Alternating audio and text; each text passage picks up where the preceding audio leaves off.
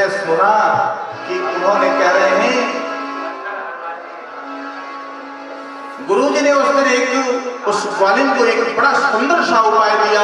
कहा क्या, वह दूर खड़ी सड़क पर बैठी अपने मटके को उतार दिया और मटके को उतार करके, तो गुरुजी उस दिन का प्रसंग चल रहा था क्या कि राम नाम भो रोग की औषधि है तू, राम नाम भो रोग की औषधि है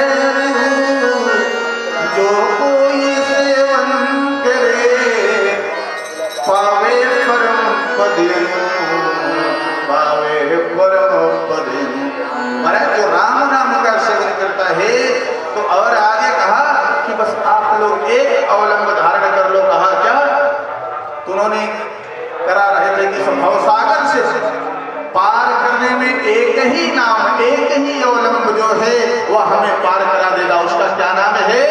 तो कहा सीताराम सीताराम सीताराम बोल, सीताराम सीताराम सीताराम बोल, सीताराम सीताराम सीताराम बोल, सीताराम सीताराम सीताराम बोल, श्याम राधे श्याम राधे श्याम बोल,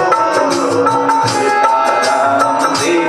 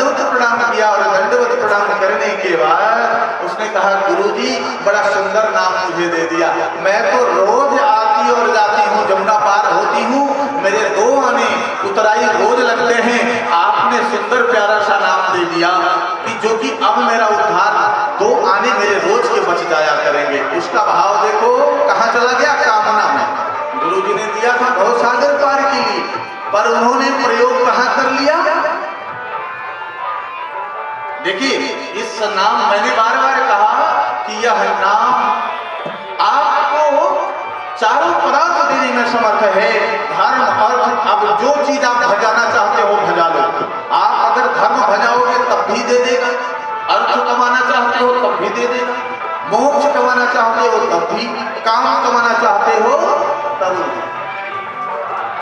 तो अब जहां आप इसको लगाना चाहते हो लगा दोगे, फिट बैठेगा, लेकिन पर यह नाम सांसारिक के लिए ठीक नहीं है इसका उपयोग करना। अरे नश्वर चीजों के लिए आप इस अमूल्य नाम का जो है आप नष्ट करने जा रहे हो। अरे ये माया के लिए भगवत नाम वहां लगा दे हम। नहीं नहीं नहीं, ये कुछ बात ठीक नहीं हुई। यह तो हमें परम धाम के लिए यह नाम मिला हुआ है। कहाँ के लिए? परम धाम के लिए। तो हमें सिर्फ परमार्थ के लिए ही इस नाम का अगर हम प्रयोग करते हैं तो हम सफल अवश्य होते हैं। पर ये भक्त कैसे थी? इसने क्या किया? इसको विश्वास हो गया। क्यों विश्वास हो गया? ग्रहण किया और वहीं से गुरु जी को प्रणाम किया, कहा महाराज अब हम विश्राम घाट पर जाते थे ना, अब विश्राम घाट पर नहीं जाएंगे, अब सीधा जाएंगे अपने घर वाले घाट पर। और मथुरा से वह सीधे वृंदावन की तरफ कोतवाली चली वहां से, और चलकर आज विश्राम घाट को छोड़ दिया और जहां नाव की इच्छा थी वहां छोड़कर और सीधे पहुंच गई। और कहीं यह नाम भूल न जाए इसलिए बार बार गाए जा रही थी, कहे जा रही थी विशुद्ध भाव से, सीताराम राधे श्याम, सीताराम राधे श्याम, सीताराम राधे श्याम, सीताराम राधे श्याम, सीताराम राधे श्याम, सीताराम राधे श्याम, सीताराम राधे श्याम, सीताराम राधे श्याम। बार कहे जा रही थी यह नाम कहीं भूल न जाए, इसलिए अब देखो 1 घंटे 2 घंटे वह पैदल यात्रा अपनी खड़ी दोपहरी में वह यात्रा करके और वहां पर पहुंची किनारे पर। और जब किनारे पर पहुंचती है तो कहा, अरे गुरु जी ने तो बताया है, देखो यही कहा कि गुरु के वचन, गुरु के बात पर विश्वास, उनके वचनों पर विश्वास नहीं है तो फिर कुछ भी नहीं है। तो कहा विश्वास करके वह पहला पद बढ़ाया, सीताराम राधे श्याम, सीताराम राधे श्याम, सीताराम राधे श्याम, सीताराम राधे श्याम। और पहला पद पढ़ाया तो देखती क्या है कि पैर उसका जल में तैर रहा है, यमुना जी में जल तैरने लगा। और फिर दूसरा पद पढ़ाया तो भी तैर गया। अब वह इस नाम से और धीरे से इस पार से उस पार चली जाती है। उस पार गई, अपने घर पहुंची, उसकी खुशियों का ठिकाना न रहा। अब वह कहती है, किसी को बताया नहीं घर में, अब उसको प्रेम हो गया इस नाम से। अब तो वह जान ही गई कि उसका प्रभाव भी। कहे महाराज मैंने कहा ना कि जिसको एक बार सूत्र मिल जाए वह भगवान को जितनी बार चाहे उतनी बार बुला सकता है, लेकिन मिल तो जाए। अब उसको कॉलेज को मिल गया वो सूत्र, और वहां से वह पुनः आगे बढ़ती है। अब रोज रोज की भांति वह इस पार से उस पार, इस पार से इस पार वह आने जाने लगी। महाराज वर्षों आती जाती रही, किसी से बतावे नहीं। लेकिन जब वर्षों यह नाम चला, जब वर्षों यह नाम चला तब जाकर के उसका पूर्ण जागृत हुआ।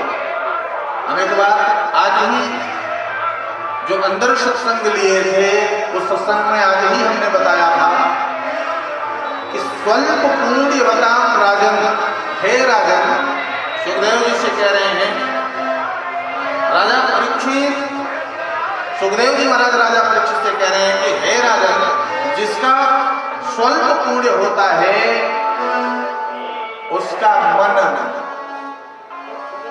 मन भगवान में नहीं लग सकता है, वह भगवान धर्म में नहीं लग सकता है, सत्संग में नहीं लग सकता है। जिसका पुण्य कमजोर होता है, तो कहा पुण्य मजबूत कैसे होगा? तो कहा राम नाम जपो न। अब देखिए जब वह राम नाम जपी, सीताराम राधे श्याम जब वह जपी, तब उसके अंदर एक भाव जागृत हुआ। 1 वर्ष जपने के बाद तब उसको यह एहसास हुआ कि हमें इन्हीं गुरु बुला करके एक बार जैसे वहां सत्संगत हुई थी वैसे अपने घर हम करवा लें, एक बार भागवत हम अपने घर भी करा लें। और महाराज जब उन्होंने विचार किया, अब देखिए भाव उसका जागृत हो रहा है। अब जब वहां से गई तो दूसरे बार गई तो एक बार गुरु जी के यहाँ वहां पहुंची जहाँ गुरु जी का आश्रम था, घर था। उनसे निवेदन किया, महाराज मैं ये कथा कराना चाहती हूँ, हमारे घर आप कब पधारोगे? उन्होंने कहा जब तुम कह दो। तो उन्होंने साइज सुदिन देखा, अपनी साइज सुदिन देख करके और टाइम निकाल करके उन्होंने समय को रख दिया। कहा तेरा घर कहाँ पड़ता है? कहा मेरा घर महाराज वृंदावन में है। गुरु जी कहाँ थे? मथुरा में थे। अब वहां जब पहुंचे तो कहा हमने तेरा घर देखा नहीं है, तुमको उस दिन हमें लेने आना पड़ेगा। तो कहा महाराज मैं आ जाऊंगी। अब महाराज जी को लेने के लिए उस दिन जाती है, अपने बेटे को यमुना घाट पर खड़ा कर देती है और कहती है कि तुम गुरु जी की धोती कुर्ता जो है गमछा ये सब लेकर के यहाँ खड़े रहना, इसलिए कि गुरुजी आएंगे तो यहीं स्नान करके नए वस्त्रों को पहनाऊंगी या पहना कर अपने घर ले चलूंगी, फिर जाकर के हम उनसे कथा भागवत कराएंगे। और इस प्रकार से जब वह आगे गए महाराज, अब धीरे से बढ़ने लगे। जब धीरे धीरे बढ़ते गए तो देखा क्या,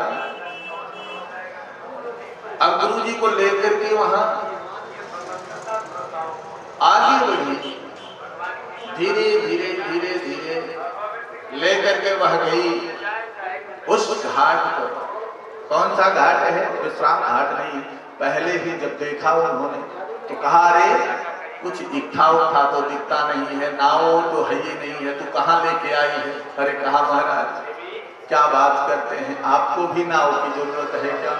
अरे जिसने पता नहीं कितने चेलों को आपने पार उतारा होगा, हम जैसी तुच्छ ग्वालिन को भी आपने पार उतार दिया, तो आपको नाव की जरूरत क्या है? हम तो रोज सुबह शाम आते हैं। तो कहा पागल बनी है क्या? ये तो जो पुस्तक में लिखा था वो मैंने कह दिया था, अभी क्या सचमुच थोड़ी होता होगा? गुरु को स्वतः विश्वास नहीं है, हाँ? उसका परिणाम बिनु विश्वास भगत ने तहि बिनु द्रवहि न राम। बिना विश्वास के भक्ति संभव नहीं हो, बिना भक्ति के भगवान राम वह द्रवित नहीं होते, कृपा नहीं करते हैं। तो कहा अब क्या करें? तो उसने कहा, गुरु जी ने कहा तू आगे चल पहले और चल करके दिखा। तो उसने जैसे वह बोलती थी सीताराम राधे श्याम सीता कहते हुई, और वह धीरे धीरे अपने पग को आगे बढ़ाने लगी, चलने लगे। गुरुजी ने देखा, अरे कहा लगता है कि ये सचमुच में यहाँ कुछ पत्थर उत्थर रखा हुआ है। तो कहा अच्छा मेरी कलाई पकड़ ले, मेरी तू कलाई पकड़ ले, कलाई पकड़ करके हमें भी जिस पग चिन्हों पर चलती है उसी पर मैं भी चलूंगा। और जैसे कलाई पकड़ी तो हट्टी कट्टी लंबी तगड़ी थी, ग्वालिन थी, खाई पी थी, उसने कलाई पकड़ लिया और कहा गुरुदेव कलाई पकड़ ली हूँ तो यह छूटेगा नहीं। और पकड़ करके जब पहले बार लेकर के वो चलने लगी तो कह रही है गुरु जी बोलो राधे श्याम, गुरु जी बोलो राधे श्याम। पर गुरु जी के मुखार में काहे तो निकले, जब कभी लिए हो तब नहीं निकले। हम अपनी ही पूजा कराने में मस्त हैं, हमने तो नाम लिया ही नहीं। तो जरा सा विचार करो तो फिर निकलेगा कैसे? तो अब निकल तो नहीं रहा है, बार बार कहती है कि गुरुजी बोलो राधे श्याम, पर काहे को निकले ये?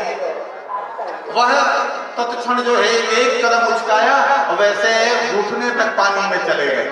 महाराज उनकी धोती वोती भीगने लगी, उन्होंने जल्दी से अपनी धोती को ऊपर उठाया, घुटने के ऊपर कर लिया। अरे कहा अरे तेरा तो नहीं भीग रहा है, मेरा कैसे, तेरा पन्नू तो नहीं भीगा, मेरा कैसे भीग रहा है? उसने कहा गुरु जी बोलो राधे श्याम, पर गुरु जी काहे को बोले, जब दूसरा उचकाई तो चले गए कमर तक जल में। तब गुरु जी बोलते हैं छोड़ दे भैया, काहे मेरा प्राण हरना चाहती है तू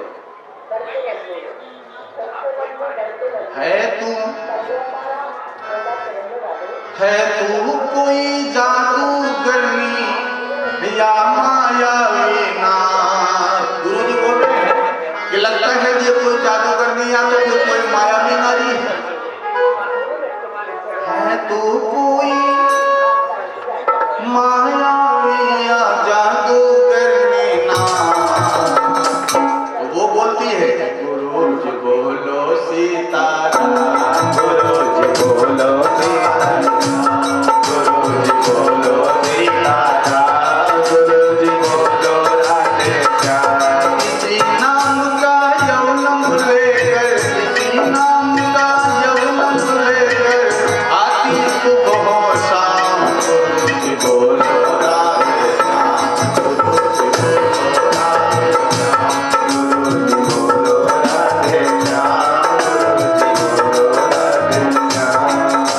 कहा इसी नाम का मैं अवलंब लेती हूँ और रोज सुबह शाम पार होती हूँ, इसलिए गुरु जी आप भी बोलो राधे श्याम। पर गुरु जी तीसरी बार उस कान में गले तक चले गए घर में। तो उन्होंने कहा मैं एक सोने की अंगूठी पहना हूँ, उसको भी तू ले ले भैया, लेकिन मेरी जान बख्श दे, मेरी जान के पीछे क्यों पड़ी, आज तो मैंने तेरा क्या बिगाड़ा। जब देख लिया कि ये मानने वाले नहीं है, तब भय दिखाया गुरु जी ने, मेरा बेटा बहुत खतरनाक है, वो अगर पता चलेगा उसको कि तूने उसके पिता का वध कर दिया, मार दिया डुबो डुबो करके, तो मेरा बेटा तेरे घर में आग लगा देगा, ये कर देगा वो कर देगा। पर वो तो कह रही है मैं तो बालिन हूँ, मैं तो जिसकी कलाई पकड़ लिया तो पकड़ लिया, अब तो मैं छोड़ने वाली नहीं हूँ गुरुदेव, अब छोड़ूंगी नहीं।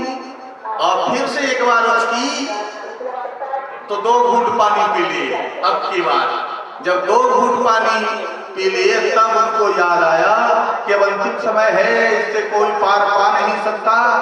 तब कहा उबारो राधावर घनश्याम, उबारो राधावर घनश्याम, उबारो राधावर घनश्याम, राधावर घनश्याम।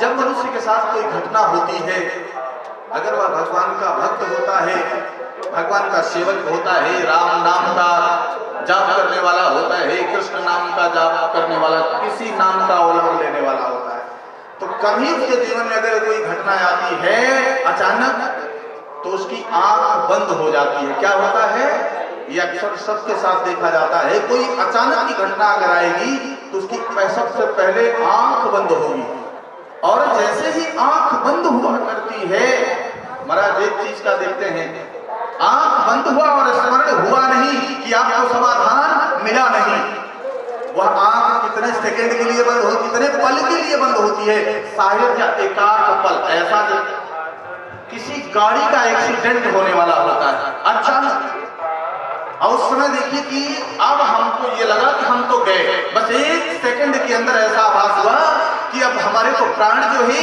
वह जाने वाले हैं। जैसे आंख बंद हुई और भगवान का नाम कि भगवान हम तो गए, और जैसे गए वैसा चमत्कार हुआ, धड़ से गाड़ी कट करके घूम करके उधर से 4 गुड़गुड़ी डांक करके आगे बढ़ चुकी है, और आप उसमें से सुरक्षित नजर आ रहे हो। ऐसा देखा गया है प्राय। तो ये जैसे ही गुरु जी ने आंख बंद किया, आंख बंद होते ही उन्होंने देखा तो उस पार पहुंच गए। आंख खुली तो देखते हैं अपने आप को उस पार पाए, जमुना जी के पार। तब उसने कहा, गुरुदेव आपके वस्त्र भीग गए, बेटे जल्दी से ले आ गुरु जी को। और गुरु जी का वो वस्त्र बदलवाया गया। गुरु जी से कही, गुरु जी उसको निहारते रह गए। गुरु जी के नेत्र सजल हो गए। वह अपनी उस शिष्या को देख करके ऐसा लग रहा है कि गुरु जी स्वतः उसके पांव छूने के लिए दौड़ पड़े। उसने कहा, गुरुदेव जी क्या कर रहे हैं? ये ऐसा अनर्थ मत कीजिए, आप तो मेरे गुरु हैं, ऐसा अनर्थ क्यों कर रहे हैं? अरे कहा, तू तो गुरुओं की गुरु निकली रे। हम तो जीवन भर जो है बस यही कहते रह गए, क्या इस नाम को हम बेचते रह गए, हम इस नाम का फायदा लूटते रह गए। बस कहाँ के लिए? कामना के लिए लगाता रह गया।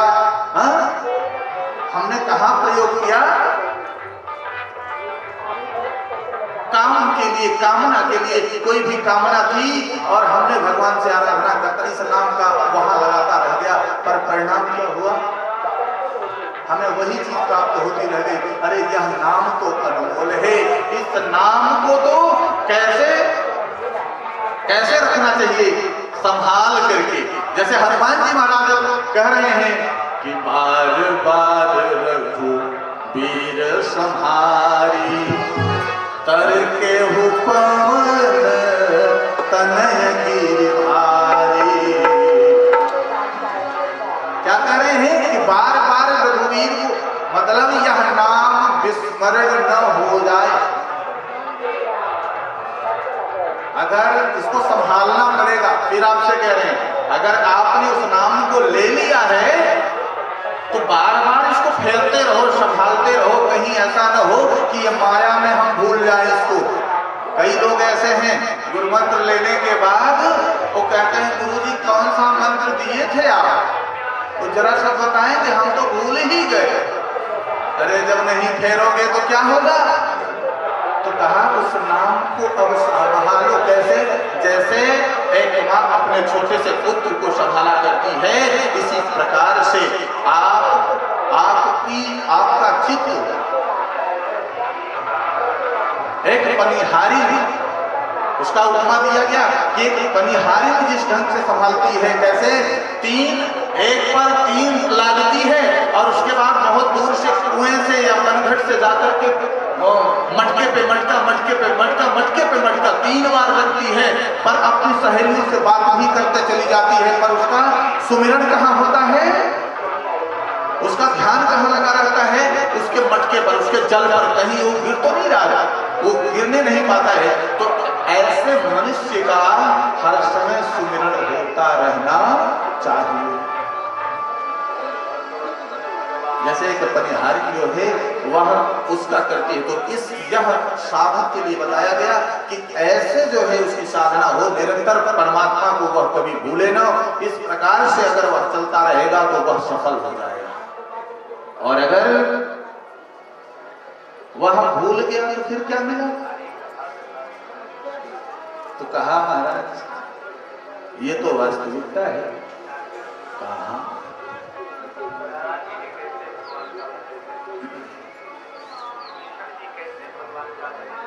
तो भाव ये है कि हमें किस प्रकार से जो है संभालना पड़ेगा, फेरना पड़ेगा। बार बार जो है हम संभालें तब जा करके हमारी गति होगी। वह बहुत प्रयास करने के बाद जाकर के चक्रों में पड़ गए और अब उनका वहां कथा सत्संग नहीं हो पा रहे, उनके कंठ रुंध गए, उनके सारी आवाज बंद हो गई। तो कह रहे हैं कि मेरा तो विचार, मैंने तो जन्म जन्म भर क्या किया, आज उनकी आंख खुलने के बाद उन्हें भी उसी नाम से प्रेम हो जाता है। सीता राम राधे श्याम वो भी कहने लगे। तो इसी नाम का अवलंब लेकर के मनुष्य को आगे बढ़ना चाहिए। इसको कैसे संभालना है? इस प्रकार से जो संभालेगा वही संभल पाएगा, वही भवसागर रूपी नदी से पार पा जाएगा।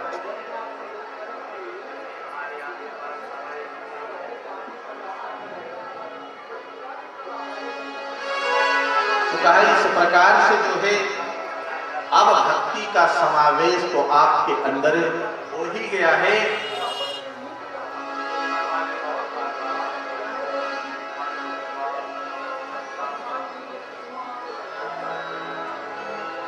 तो ज्ञान का उपदेश कहा, यही श्रीमद् भागवत है, यह ज्ञान यज्ञ।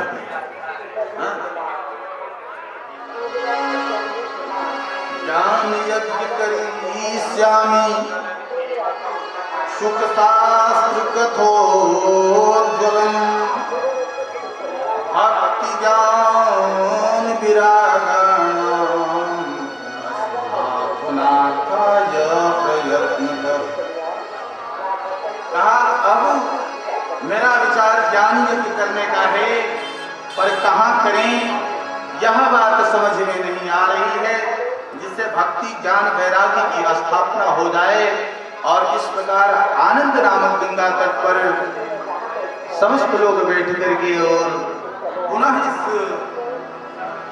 कथा का शुभारंभ होता है।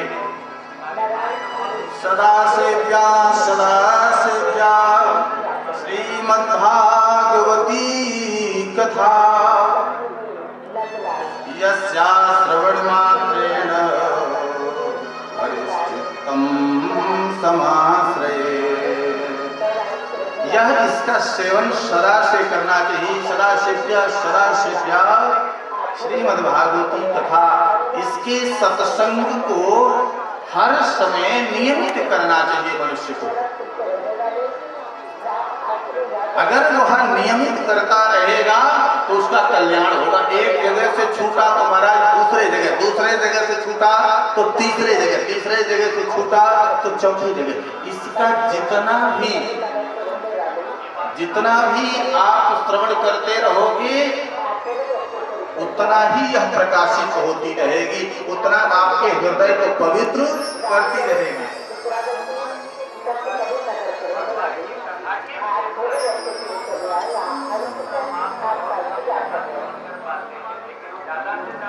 योगादिगणयत सप्ताहो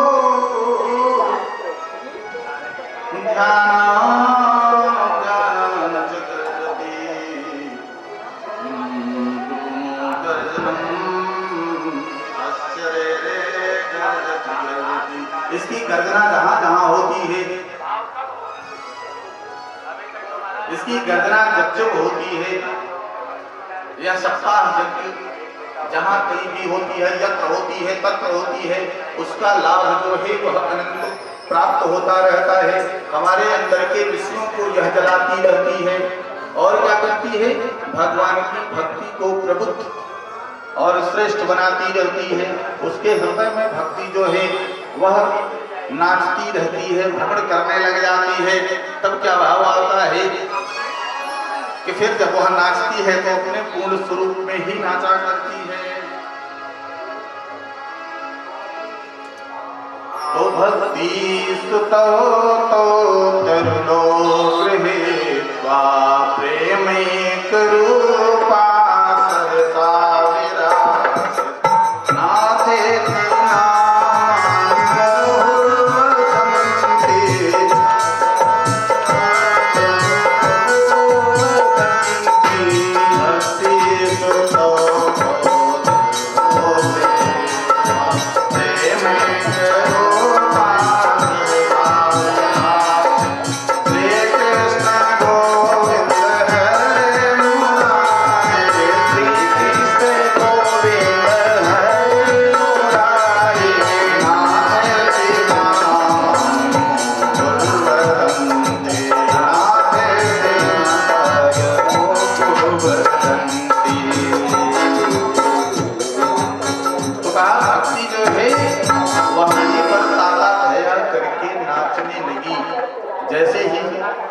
उसने श्रवण किया।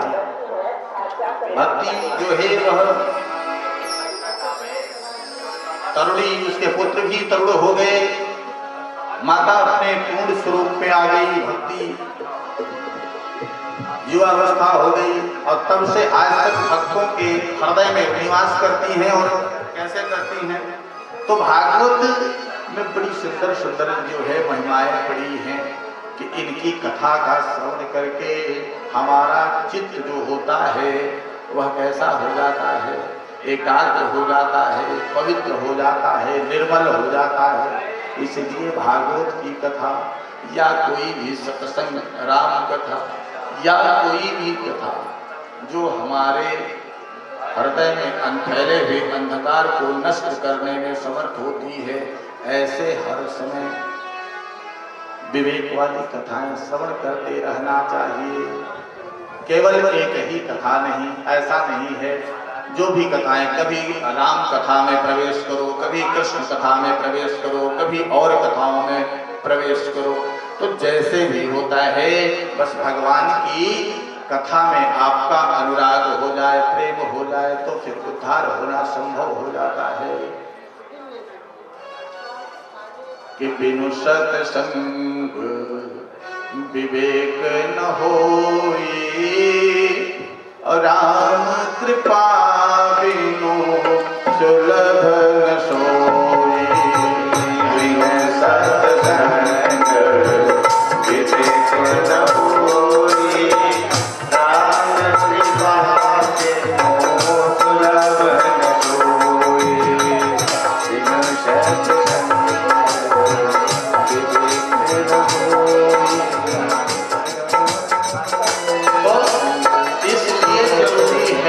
क्या क्यों जरूरी है? विवेक रूपी पुत्र जो है वह तब उदय होगा जब आप सत्संग आपको प्राप्त होती रहे। लेकिन यह तब संभव है जब भगवान की कृपा होगी, तभी यह सत्संग प्राप्त होती रहती है। अब यहाँ देखो, भगवान की कृपा है ना, आखिर हर जगह देखो, पूरे तीर्थराज प्रयागराज में हर पंडालों में संत भगवान लोग कैसे कैसे कथा कह रहे हैं। कोई राम कथा कह रहा है, कोई कृष्ण कथा कह रहा है, कोई शिव कथा कह रहा है, कोई जगह जगह पे कथाएं चल रही हैं, सत्संगी हो रही हैं, और उसके लाभ हम सबको प्राप्त हो रहा है। लाभ जो है, अरे जब अग्नि जलेगी तो उसके ताप जो है वो जो भी पास में जाएगा, जो भी पास में बैठेगा, वो सब जो है सबको प्राप्त होगा। इसलिए अब यहाँ जो है हमें जाना पड़ेगा, थोड़ा कष्ट करना पड़ेगा, थोड़ा सा प्रयत्न करना पड़ेगा कि हम कथा में किसी भी पंडाल में हम प्रवेश तो कर जाए। कोई भी कथा में बड़ी सुमधुर कथाएं चलती हैं सबके यहाँ, पर उसमें प्रवेश कर जाइए, देखिए आपका उद्धार होता है कि नहीं होता। इस प्रकार से हम आगे पुनः तो कहते हैं कि जी भागवत की महिमा है। भागवत की महिमा में ऐसे बहुत हैं, अनंत प्रभाव आपको दिखाए गए हैं, अनंत कथाएं हैं। क्या है भागवत? भक्त और भगवान की कथा ही है उसमें। महाराजा परीक्षित का संवाद प्रश्न और सुखदेव जी के उत्तर हैं। महाराज एक एक प्रश्न का वो प्रश्न करते हैं, वो उत्तर देते हैं, और फिर भक्ति को जगा देते हैं, और भक्ति अपने उस रूप में आकर के और नाचने लगती है। ये महिमा है भागवत की। तो एक बार भागवत की महिमा को आगे बढ़ाते हैं। भागवत की महिमा हम गाई कैसे, भागवत की महिमा हम गाए कैसे, भागवत की महिमा हम गाए कैसे, भागवत की महिमा मैं गाऊं कैसे, भागवत की महिमा मैं गाऊं कैसे, भागवत की महिमा मैं गाऊं कैसे, भागवत की महिमा मैं गाऊं कैसे, गाऊं कैसे